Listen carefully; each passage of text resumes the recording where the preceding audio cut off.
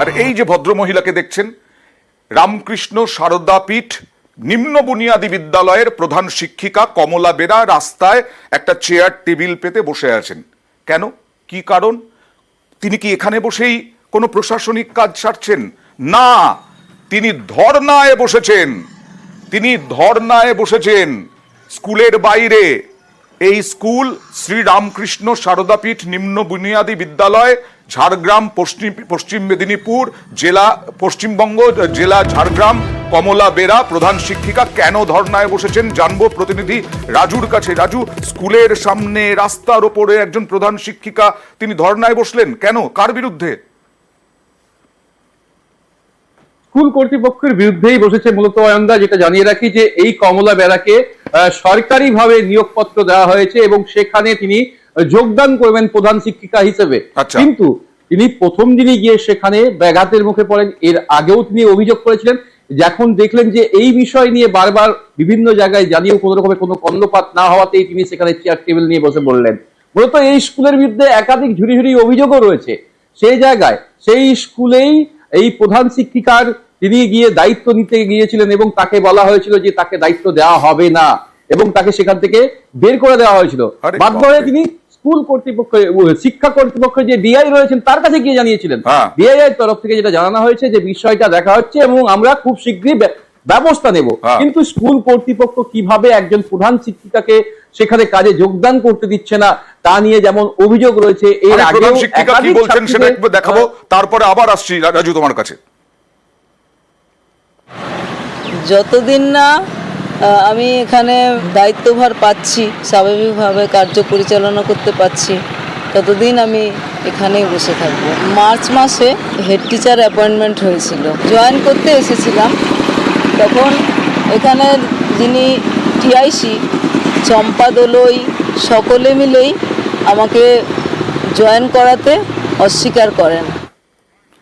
আর এই স্কুলটাকে দেখেই মনে হচ্ছে যথেষ্ট ঐতিহ্যপূর্ণ এবং যথেষ্ট বড় স্কুল, নামকরা স্কুল। রাজু, এই স্কুলে এইরকম ভাবে ধর্নায় বসে আছেন, মার্চ মাসে নিয়োগপত্র পেয়েছেন, কোনো হেলদোল নেই কর্তৃপক্ষের? একদমই, কারণ প্রশাসনের তরফ থেকে এটা জানানো হচ্ছে যে তারা ব্যবস্থা নেবেন। তার যে অভিযোগ সেই অভিযোগ পাওয়া হয়েছে, কিন্তু কবে তার ব্যবস্থা নেওয়া হবে এবং কবে তাকে নিয়োগ দেওয়া হবে তাকে নিয়ে কেন আপত্তি, কি বলছে স্কুল কর্তৃপক্ষ? স্কুল কর্তৃপক্ষ এই বিষয় নিয়ে কোনো রকমের কথা বলতে নারাজ, কারণ এই স্কুলের যে কর্তৃপক্ষ রয়েছে তাদের বিরুদ্ধে এর আগেও অনেক অভিযোগ রয়েছে।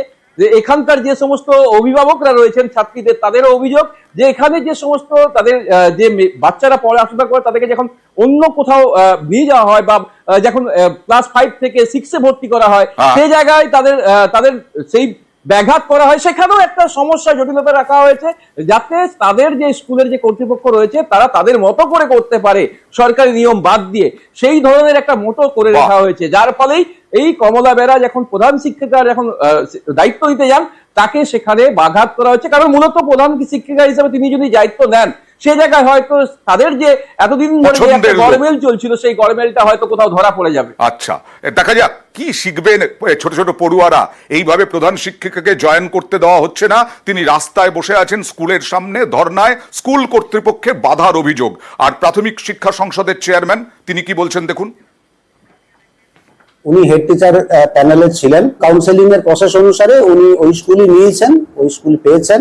সারদাপীঠ কর্তৃপক্ষ আমাদের কাছে চিঠি দেয় যে যেহেতু ওরা স্পেশাল পাওয়ারের জন্য অ্যাপ্লিকেশন করেছে, সেই পাওয়ার যতক্ষণ না ওরা পাচ্ছে ততক্ষণ পর্যন্ত ওরা কাউকে ওখানে জয়েন করাতে দেবে না। হিয়ারিং করে আমরা বিষয়টা একটা নিষ্পত্তি করার চেষ্টা করছি। উনি লাগাতার ওখানে গিয়ে বসে থাকছেন, এটা সিন ক্রিয়েট হচ্ছে, একটা দৃষ্টিকটু বিষয় হচ্ছে, এটাকেও আমরা কিন্তু সমর্থন করছি না।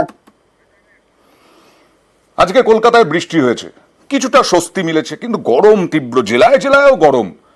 কিন্তু এই ছবি কি বৃষ্টির হাত থেকে বাঁচতে? এই যে ছাতা মাথায় পড়ুয়ারা বসে আছে, না না না না, হিঙ্গলগঞ্জের এই স্কুলের চাঙড় ভেঙে পড়ছে, তাই ছাতা মাথায় পড়ুয়ারা। হিঙ্গলগঞ্জ স্কুলের এমনই বেহাল দশা। কথা বলবো প্রতিনিধি অনুপমের সঙ্গে। অনুপমের ওখানে বৃষ্টি পড়ছে, কিন্তু ওই স্কুলে কিন্তু বৃষ্টি পড়ছে না। চাঙড় ভাঙলে কি ছাতা আটকাতে পারবে? কি অবস্থা অনুপম?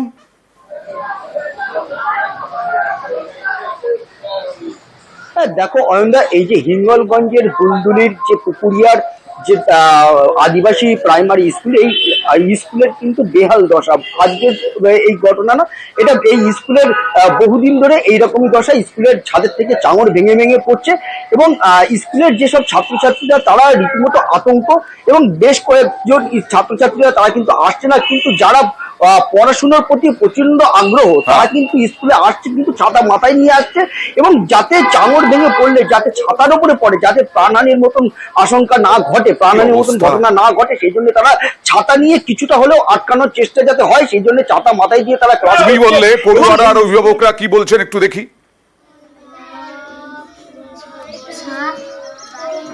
পড়বে তাই ছাতা মাথায় দিয়ে পড়ছি, যদি না হয় স্কুলে আর আসবো না। স্কুলে যে ভেঙে ভেঙে চাংগুলো পড়ছে, এইগুলো তো ভয়ের বিষয়। বাচ্চা কাচ্চা মাথায় যদি লাগে যখন তখন বিপদ হতে পারে। এই জন্য আমাদের দাবি যে এটা ভালো না করলে আমরা বাচ্চা কাচ্চা আর পাঠাবো। তাই ছাতা মাথায় দিয়ে পড়ছে? হ্যাঁ, তাই পড়ছে। কি করবো, আমাদের এখানে তো আর কোনো পড়াশোনার জায়গা নেই, এইখানেই পড়ে, আর দূরে আছে, পাঠাতে পারি না। এই রকম অবস্থা, ভেঙে পড়ছে, আর আসবে না স্কুলে, পড়ুয়ারা পর্যন্ত বলছে। প্রধান শিক্ষকের কথা শুনি। এখানে পড়ছে বাচ্চারা, ওই ছাদের থেকে চাই ভেঙে ভেঙে পড়ছে, এবং সেই চাইগুলো অনেক দিন ধরে পড়ছে, যার জন্য বাচ্চারা ওখানে ছাতা মাথা দিয়ে পড়তে আসছে। এবং আমি ঊর্ধ্বতন কর্তৃপক্ষকে বেশ কয়েক বছর ধরেই জানিয়েছি, কয়েকবার। আর আমাদের তো বছরে ডাইস পূরণ করতে হয়, ডাইস ফর্মে আমি রিপোর্টও দিয়েছি। তো ঊর্ধ্বতন কর্তৃপক্ষকে বলেছেন, তারা কি বলছেন অনুপম, ছোট্ট করে জানতে চাইবো।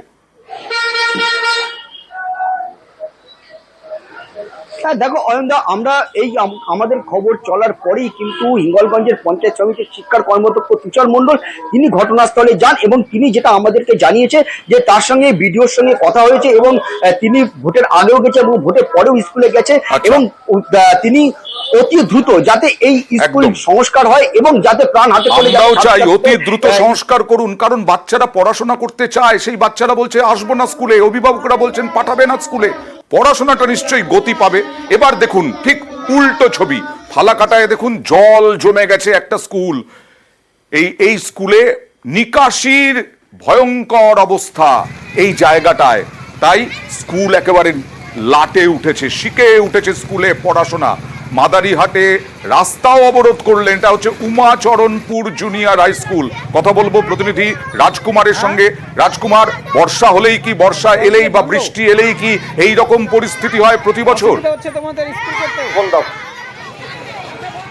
রাজকুমার, প্রতি বছর বর্ষায় কি এরকমই পরিস্থিতি হয়, তাই আজকে অবরোধে নামলো পড়ুয়ারা এবং অভিভাবকরা? একদমই অয়নদা, দেখো এই বছর সমস্যাটা বেশি যেমন ঠিক, কিন্তু প্রতি বছরই কিন্তু এই সমস্যায় পড়ে পড়ুয়ারা এবং ওখানকার যে স্কুলের যে শিক্ষকরা রয়েছে। একই সমস্যা, শুধুমাত্র একটি নিকাশি নালা। এই নিকাশি নালা দীর্ঘদিন থেকে নেই, যে কারণে স্কুলের পঠন পাঠনে বর্ষাকালে অসুবিধা হয়। অথচ স্থানীয় প্রশাসন, পঞ্চায়েত প্রত্যেককে বলে কোনো কাজ হচ্ছে না, বারবার বলার পরেও কাজ হচ্ছে না বলেও অভিযোগ জানিয়েছেন স্কুলের শিক্ষক, অভিভাবক এবং পড়ুয়ারা। ফলে আজকে তারা এবছর কি কোনো আশ্বাস পাওয়া যাচ্ছে, ছোট করে জানতে চাইবো। একদমই এবার কিন্তু আশ্বাস পাওয়া যাচ্ছে, কারণ স্থানীয় যে পঞ্চায়েত প্রশাসন রয়েছে তাদের পক্ষ থেকে আশ্বাস মিলেছে যে তারা নিকাশি নালা তৈরি। দেখা যাক, আশ্বাস তো মিলেছে, কিন্তু আশ্বাসের ওপরেই শুধু চিড়ে ভিজবে না, আমরাও নজর রাখবো রাজকুমার তোমার মাধ্যমে। কোন ক্লাসে পড়ে আপনার? আপনার ছেলে? আপনার ছেলে ওয়ানে পড়ে? কি সমস্যাটা কি বলবেন একটু, সমস্যাটা কি? মানে স্কুলে যাওয়া যাচ্ছে না জলের জন্য, তার জন্য কোলে করে নিয়ে আসছেন? আমাদের মাঠে জল উঠে, বাচ্চাগুলো স্কুলে যাইতে পারে না। আমরা চাই স্কুল থাকি পশ্চিম দিকে, দক্ষিণ পাশে একটা ড্রেন দাম্পত্য দেওয়া পড়ুক। আমরা এটা চাই, যতক্ষণ এটা বল হবে না ততক্ষণ আমরা বল ছাড়বো না।